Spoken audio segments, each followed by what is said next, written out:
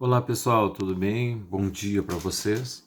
Peço desculpas por não estar presente no encontro de hoje, mas em função de compromissos já agendados com uma maior antecedência relacionados à pós, eu não vou poder estar com vocês. Mas, dando sequência ao que nós estamos fazendo, então também conversando com o professor Robson de preparar esse vídeo, essa fala, para que possa contribuir também com as discussões que os meus colegas estarão apresentando e para qualificarmos ainda mais a nossa sequência, que vai culminar, obviamente, que é na inserção de vocês dentro dos espaços educacionais. E nós chegamos agora então ao planejamento escolar, né? O que seria isso, como é que acontece, de que formas ele se estrutura. Então eu preparei um texto aqui e vou estar conversando, dialogando com vocês nesse curto espaço de tempo, mas que com certeza serão ampliados, né, com os meus colegas e com outras sequências que virão pela frente. Tá bom, gente? Vamos lá então? Bom, primeiro nós precisamos ter claro que o planejamento escolar, então, ele é uma tarefa docente, né, que ele inclui tanto a previsão das atividades didáticas em termos de organização e coordenação, em face dos objetivos propostos, quanto à sua revisão e adequação, né, no decorrer do processo de ensino. O planejamento, então, ele é um meio para se programar as ações docentes, mas é também um momento de pesquisa e reflexão, intimamente ligado à avaliação. Há três modalidades de planejamento articuladas entre si: o plano da escola, o plano de ensino e o plano de aula. Nós veremos cada um desses logo abaixo, mas dando sequência, é importante entender que o planejamento ele é um processo de racionalização, de organização e coordenação da ação docente, articulando a atividade escolar e a problemática do contexto social. A escola, os professores e os alunos, eles são integrantes da dinâmica das relações sociais. Ou seja, tudo que acontece no meio escolar, ele está atravessado por influências econômicas, políticas e culturais que caracterizam a sociedade. Isso significa que os elementos do planejamento escolar, objetivos, conteúdos e métodos, estão recheados de implicações sociais, têm um significado genuinamente político. A gente nunca pode esquecer dessa expressão, dessa estrutura. Portanto, gente, a ação de planejar não se reduz ao simples preenchimento de formulários para controle administrativo. Ou seja, é antes a atividade consciente da previsão das ações docentes, fundamentadas em opções político-pedagógicas e tendo como referência permanente as situações didáticas concretas, isto é, a problemática social, econômica, política e cultural que envolve a escola, os professores, os alunos, os pais, a comunidade que interage no processo de ensino. Desta forma, então, o planejamento ele tem as seguintes funções: explicitar princípios, diretrizes e procedimentos do trabalho docente, que assegure a articulação entre as tarefas da escola e as exigências do contexto social e do processo de participação democrática. Expressar os vínculos entre o posicionamento filosófico, político-pedagógico e profissional e as ações efetivas que o professor irá realizar nesse percurso. Assegurar a racionalização, organização e coordenação do trabalho docente.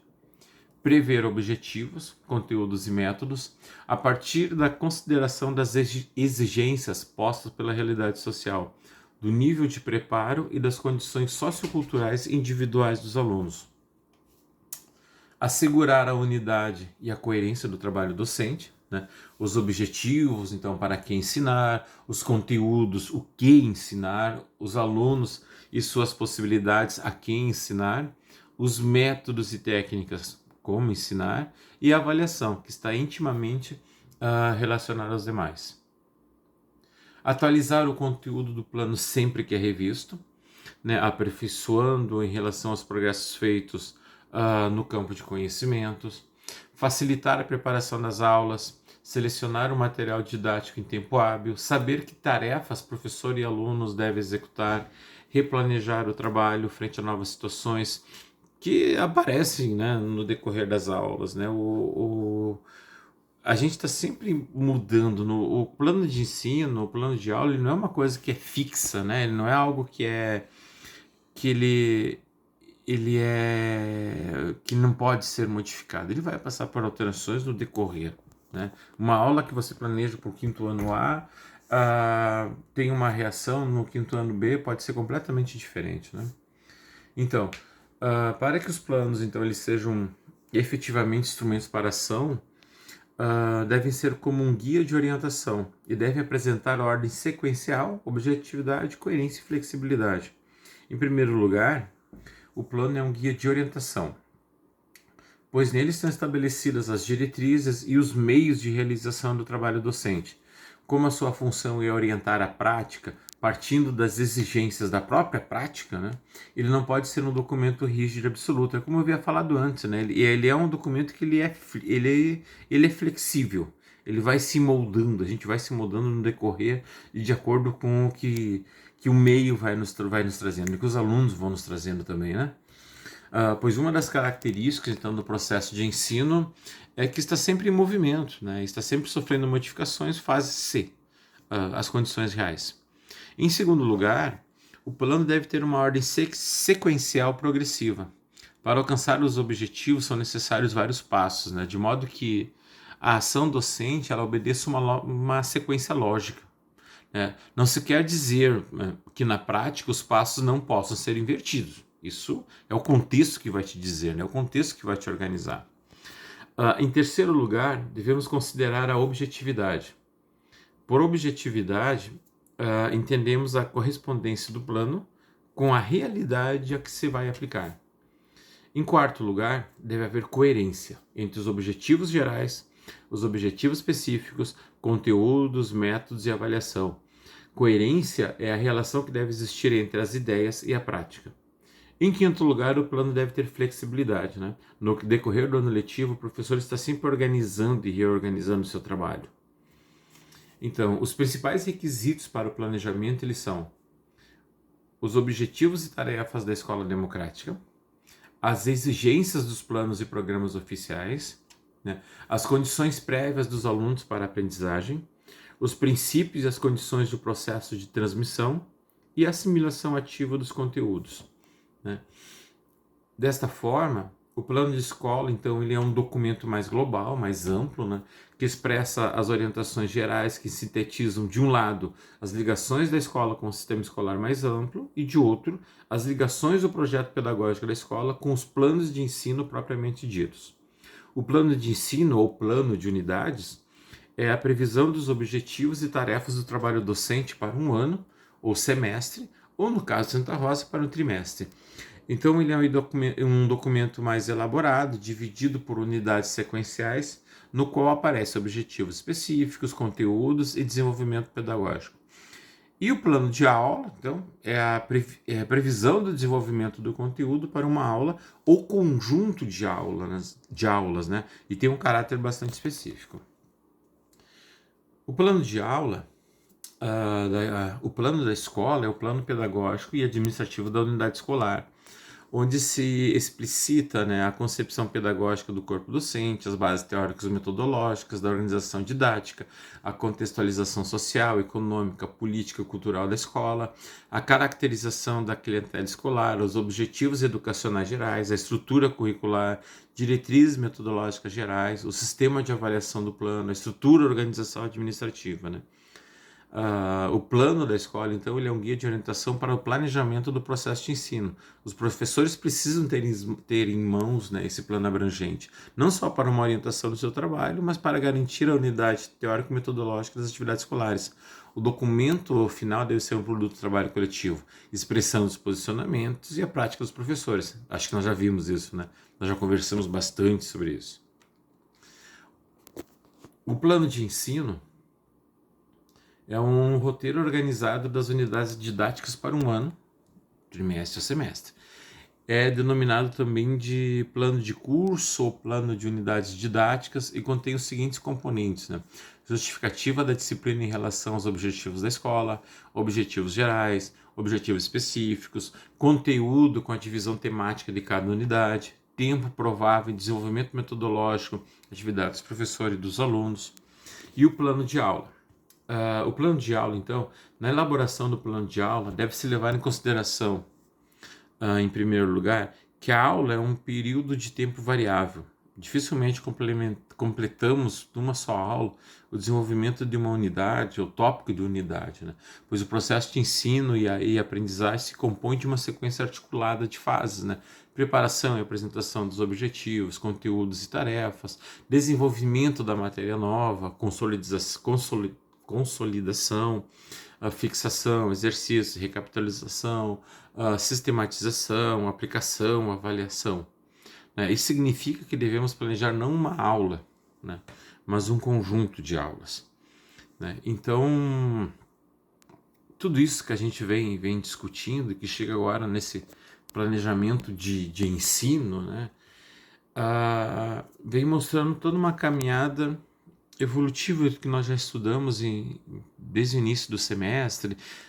Para as pessoas que estão chegando vão ter depois acesso ao material que já foi dialogado, que já foi produzido, mas é importante que a gente tenha uma noção bem crítica, né, do que nós vamos trabalhar, e nós já falamos em vários momentos que o processo educativo, por ele ser um ato político, por ele ser um ato pedagógico, né, ele também é muito vinculado também a uma concepção de sociedade que vai nortear a nossa caminhada. Eu tenho batido bastante nessa tecla, porque não é porque esse plano de ensino ele está muito vinculado também com o PPP, obviamente, com a BNCC, com todas as estruturas que fazem parte do fazer pedagógico, mas a nossa concepção de mundo, a nossa concepção de sociedade, ela também se faz presente no momento que nós vamos construir, no momento que nós vamos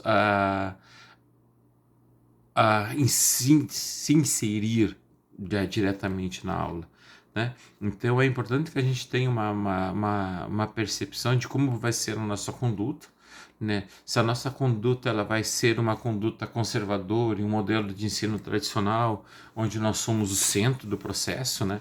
E esse processo ele não é flexível, esse processo ele é direcionado, tem um início, meio e fim altamente organizado e nada se muda.